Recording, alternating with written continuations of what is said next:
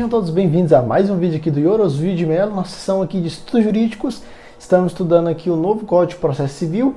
Vamos continuar dando dando sequência ao nosso tema. Na última aula nós estudamos a jurisdição, falamos um pouquinho sobre a jurisdição, sobre principalmente aquela parte em relação aos princípios. Vimos também formas de equivalentes jurisdicionais, como a autotutela, nós vimos também a autocomposição, julgamento de conflitos por tribunais. Lá nós vimos que outros tribunais podem julgar algumas causas administrativas, como o CAD. Vimos a arbitragem, diferença de convenção e arbitragem e compromisso arbitral. E principalmente o tópico mais importante da última aula foi os princípios. Nós vimos todos os princípios, sendo redundante, nós vimos todos os princípios principais que regem o Código de Processo Civil, como da inércia, investitura, territorialidade.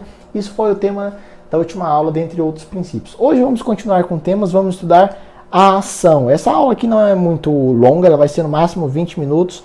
Vamos então começar um pouquinho da parte histórica em relação à ação. Nessa parte histórica, vai estar passando aqui, tópico 1, histórico das teorias. Existem várias teorias que regem a ação. Quando que a ação começou a existir o direito de ação e o direito material? Vamos ver isso agora. A primeira teoria é chamada de teoria civilista ou teoria imamentista. O que ela estabelecia? É uma teoria antiga que ela não é mais utilizada, onde o direito de ação era considerado o próprio direito material em movimento. Não haveria direito de ação sem direito material. Não havia independência entre os institutos. O que significa isso? Que o direito material se confundia com o direito de ação, uma coisa que é bem diferente hoje, que eles são independentes e eles são autônomos hoje. Antigamente não, eles se confundiam. Não havia independência entre os institutos, não havia autonomia entre o direito material e o direito de ação. Só colocando a ação por uma lesão ou por uma ameaça. Então você só podia exercer o seu direito de ação quando houvesse uma lesão ou uma ameaça. E depois dessa teoria, ela evoluiu. Ela evoluiu e passou, então, temos a segunda teoria, que é a teoria concreta da ação. Aqui, o direito material e o direito de ação, ele começou a ter uma separação, começou a ter uma divisão. Começou a ter uma independência, como a gente vai ver aqui, mas ainda sem a autonomia. Então acaba com a teoria civilista. O direito de ação é um direito do indivíduo contra o Estado. Então entra essa noção que é um direito do indivíduo contra o Estado, com o objetivo de dar uma sentença favorável. Esse foi o erro dessa teoria, porque a gente sabe que também, hoje em dia, não é apenas aquela decisão que vai ser favorável que isso vai constituir nosso direito. De todo jeito, mesmo que seja uma decisão favorável ou não, nós teremos esse direito estabelecido. E não vai ser apenas decisões favoráveis. Sabemos que tem sentenças que são apenas declaratórias e outras sentenças são constitutivas. E ao mesmo tempo um direito contra o adversário. Então um direito de ação contra o Estado e contra o adversário apenas em casos favoráveis. Era a teoria, então, concreta da ação. Existe uma autonomia do direito da ação, porém não existe a independência, pois sempre objetiva uma sentença favorável. Então nessa teoria concreta da ação sempre vai objetivar a favorabilidade em relação ao pedido. E as coisas sempre seriam favoráveis. Mas mesmo assim existe o direito de ação. Então o que acontece aqui nessa teoria concreta da ação? Existe realmente, começa a ter uma independência do direito material e o direito de ação, mas não existe a autonomia. Depois dessa teoria concreta da ação, existe novamente uma evolução. Se passa a teoria abstrata do direito de ação. O que estipula essa teoria? O direito de ação seria um direito abstrato de obter um pronunciamento do Estado, uma decisão do Estado. Se pode ver o direito processual e o direito material, tendo autonomia e independência entre ambos. Independente do resultado, ambos existem. Então aqui inicia-se então essa independência, tanto independência como autonomia. Começa a se ver o direito material e o direito de ação separadamente, sem que eles se misturassem. Mas depois nós temos a teoria eclética, ela que foi adotada pelo Código de 1973, o Código de Processo Civil de 1973. E aqui vai entrar aquela ideia de condições da ação. Vamos ver isso aqui agora. Se reconhece também a autonomia do direito de ação e o direito material. Porém, para que o mérito fosse analisado, para que aquele mérito, para que tenha o direito material e tenha o direito de ação, mas para que aquela ação ser aceita e ser julgada, vai ter de ser as condições da ação, as antigas condições da ação. Certas condições deveriam ser observadas. Quais seriam elas? Legitimidade processual, a possibilidade jurídica do pedido e também teríamos o interesse processual. Nós sabemos que agora, no novo CPC, ele tirou essa possibilidade do jurídico do pedido. Nós teríamos apenas, mas vamos ver isso na continuação da aula, nós teríamos apenas a legitimidade processual e o interesse processual. Legitimidade processual e interesse processual. Teria saído, então, a possibilidade jurídica do pedido. Quem foi o criador dessa teoria era o Liebman. E o Liebman, ele também tinha a intenção, ele mencionou nas suas doutrinas naquela época, que ele tinha a intenção de tirar o terceiro requisito, ou seja, o terceiro requisito da possibilidade jurídica do pedido. Então nós temos hoje uma discussão de que se o novo CPC não teria adotado essa teoria eclética. E a última teoria é a teoria da ascensão. Teoria da ascensão ou teoria da prospecção, também chamada de teoria da ascensão ou teoria da prospecção. E o entendimento majoritário, segundo o entendimento do próprio STF, deixa eu ver aqui se é o STF ou o STJ, seria do STF, seria o entendimento adotado atualmente. O que estabelece ela? Vamos ver aqui agora. Seria a intermediária entre a teoria eclética e a teoria abstrata. Ela estaria no meio, seria o meio termo. Há também autonomia e independência. Também aqui vai existir aquelas condições da ação, pessoal. Só que nós sabemos que atualmente seriam apenas duas. A teoria, ou a legitimidade da parte e o interesse processual, sem a possibilidade jurídica do pedido. Se em uma cognição sumária for possível identificar a ausência de uma das condições da ação, deveria ser extinto sem apreciação do mérito. Então o juiz vai analisar sumariamente aquele pedido, aquela ação. Se ele notar que está faltando alguma das condições da ação, então ele vai julgar extinto sem analisar o mérito daquela ação. Agora faz de conta que não houve então conhecimento de nenhuma falta dos requisitos. A ação prosseguiu e lá na frente, muito lá na frente no processo, então observou que faltou algum requisito. E ao observar que faltou algum requisito, observa também que aquela pessoa que entrou com a ação, agiu com má fé. O que vai acontecer então? Essa segunda parte aqui. Se mais aprofundado, se houver uma análise mais aprofundada e houver a ausência, então seria...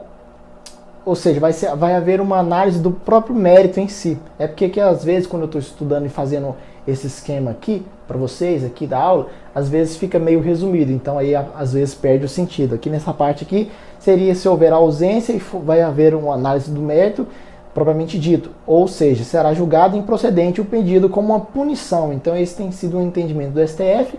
Ou seja, aquele pedido vai ser julgado improcedente, analisando o mérito, porque houve então uma falta das condições da ação. Então essa é uma diferença, seria uma espécie de punição. Eu tinha anotado aqui qual era o recurso especial que o STF falava isso. Infelizmente, o recurso especial do STJ dava esse entendimento, só que eu acho que eu deletei aqui a anotação, mas eu vou pesquisar e deixar para vocês nos comentários. Próximo tópico da aula é o direito de ação versus ação. Qual que é a diferença entre direito de ação e ação? Direito de ação é uma coisa e a ação é outra. Então o direito de ação é aquele direito fundamental, direito constitucional, está estabelecido na própria Constituição, direito que todo mundo tem de recorrer ao judiciário para que o judiciário se manifeste e dê a sua prestação jurisdicional. Então o direito de ação é um direito fundamental, constitucionalmente consagrado, conjunto de situações jurídicas, direito de buscar os órgãos jurisdicionais para dar uma resposta. O que é a ação? A ação seria a forma que o direito constitucional é materializado. A ação um sinônimo de ação, para não confundir, seria demanda. Então, o direito de ação se materializaria através da demanda. Então, a ação é um ato jurídico, é o exercício do direito de ação, conhecido também como demanda. É o fato gerador do processo. Nós estudamos aqui nas primeiras aulas, então o que vai gerar o processo? Seria então justamente a ação, a demanda. Então essa é a diferença entre direito de ação e ação. A ação seria a forma que o direito material se processa. E como que vai materializar? Nós vimos isso também, através da petição inicial. Vai ser a primeira forma que vai iniciar o processo. Para saber mais sobre isso, veja a aula de petição inicial, lá que eu falo todos os requisitos e tal. Terceiro tópico da aula, condições da ação. Então, quais são as condições da ação? Nós sabemos que existia a antiga possibilidade jurídica do pedido. Não é que ela saiu, pessoal, ela não é mais considerada uma condição da ação, mas por que ela não é considerada? Não é que não existe mais possibilidade jurídica do pedido, é que o entendimento da doutrina é que possibilidade jurídica do pedido estaria implícito, estaria dentro dos outros requisitos. Então, nós vamos ver ela aqui agora. Por que falar em pedido juridicamente impossível? Primeiramente, a gente tem que entender isso. Possibilidade jurídica do pedido. O que seria então um pedido impossível? O que seria um pedido impossível de se fazer ao órgão jurisdicional? Pedido possível seria aquele que não tem a vedação no ordenamento jurídico. Então esse é o entendimento. Pedido impossível é aquele que está em vedação, que está na lei, que não pode entrar com aquele pedido. E um exemplo desse seria o artigo 232, que lá fala as causas de improcedência liminar, causas que o juiz, ao analisar lá sumariamente o pedido, ele observa então que existe alguma causa que ele pode já julgar o pedido improcedente, em uma questão liminar, né? Ou seja, logo de cara, assim, sem dar nem mesmo citação ao réu. Então o juiz julgará improcedente o pedido liminarmente. Pedido contrário a enunciado de súmula do STF ou do STJ. Quais são essas causas, né, do 332? Quando houver o pedido formulado contrário a alguma súmula, também quando for contra os acordos repetitivos, quando contrariar enunciado de súmula, quando contrariar entendimento firmado. Então essas são causas então, que vão dar pedido impossível. Então seria juridicamente impossível esses pedidos. Não é mais condição da ação, pois está embutido nos aspectos meritoriais, os aspectos de mérito. 3.2, então, vamos ver o próximo condição da ação, que é o interesse de agir. O interesse de agir também é chamado de interesse processual. Eu gravo melhor interesse processual, porque eu lembro de interesse processual, depois eu lembro que tem de ter a legitimidade processual. Então vamos ver o que é o interesse de agir. Ele está ligado à utilidade da prestação jurisdicional que se pretende obter. O que seria isso? Seria precisa demonstrar a necessidade de resposta do Estado, de adequação a essa resposta do Estado, o réu. Então é sempre esse verso. Esse verso seria como assim, sempre existe a necessidade de resposta do Estado contra também a pessoa que está pedindo se sujeitar àquela resposta do Estado. Esse seria o interesse de agir, demonstrar realmente a necessidade daquilo que está pedindo, então, na relação jurídica. Então, artigos que estão relacionados aqui ao interesse processual, muita gente fala que eles não estão mais dentro da explícito, implícito, e que estaria implícito. Mas, na verdade, alguns artigos aqui que mostram esse interesse de agir. Temos o artigo 17, o artigo 19 do Código de Processo Civil, depois lá na frente nós vamos ter o 485 do Código de Processo Civil também. Legitimidade processual, próximo tópico. Precisa haver um vínculo entre os sujeitos da demanda e a relação fática narrada. Então não basta que aqueles fatos narrados sejam fatos verídicos, basta aquela pessoa que está entrando com a ação, com o pedido, ela deve estar inserida de alguma forma dentro daquela relação processual narrada nos fatos. Então essa é o vínculo, precisa ter um vínculo entre o sujeito que está entrando e o sujeito que está sendo demandado naquela ação, o sujeito e o réu, no caso, o autor e o réu. Então é uma situação jurídica regulada por lei, como causar, aqui tem algumas características da legitimidade processual. Quais seriam elas? Seriam 3 basicamente. Alguma situação jurídica regulada por lei, como por exemplo causar dano a outrem, lá do Código Civil, A qualidade que se refere a ambas as partes, ou seja, um causa o dano e o outro é a vítima, essa relação de vítima e autor. E que aquela relação seja averiguada a legitimidade diante do objeto implícito, ou seja, que aquela situação possa realmente ser averiguada no jurisdicionário. Uma coisa que é importante é a legitimação anônima, e chamada também de extraordinária ou substituição processual. Vamos lembrar disso aqui, que isso aqui é importante. Não há correspondência total da situação do legitimante e a situação jurídica submetida à apreciação do magistrado. Seria alguns casos de substituição do Ministério Público, e substituição processual é diferente de sucessão processual. A substituição processual está ligado, por exemplo, à entrada da Fazenda Pública, a entrada do Ministério Público. Já a sucessão estaria ligada à troca de partes, em relação às partes no processo, e não propriamente ao Ministério Público, Fazenda Pública. Isso aqui, pessoal, está lá no artigo 18 do Código de Processo Civil. Lembrar desse artigo do novo. Toda vez que eu falo Código de Processo Civil, eu estou sempre me referindo ao novo CPC, e nunca ao antigo. Esqueçam o antigo. Próximo tópico e último tópico, eu falei que essa aula era pequenininha, são os elementos da ação. Nós já estudamos isso aqui lá na inicial, mas vamos rever aqui rapidamente quais são os elementos da ação. As partes, o pedido e o vínculo. O vínculo seria também relacionado à causa de pedir. As partes, autor e réu. Pedido, nós temos de lembrar, já estudamos isso mais a fundo, então só vou citar aqui para vocês, lembrar que tem um pedido imediato e o pedido imediato. Pedido imediato é aquilo que realmente se quer no primeiro momento, uma declaração, uma sentença condenatória, uma sentença constitutiva, uma sentença declaratória, condenatória. E o pedido imediato seria o objeto, por exemplo, uma prestação de pagamento, seria realmente que a pessoa pague, prestação de contas, que a pessoa preste contas. Uma ação possessória seria o bem almejado, a terra. Também teríamos a causa de pedir.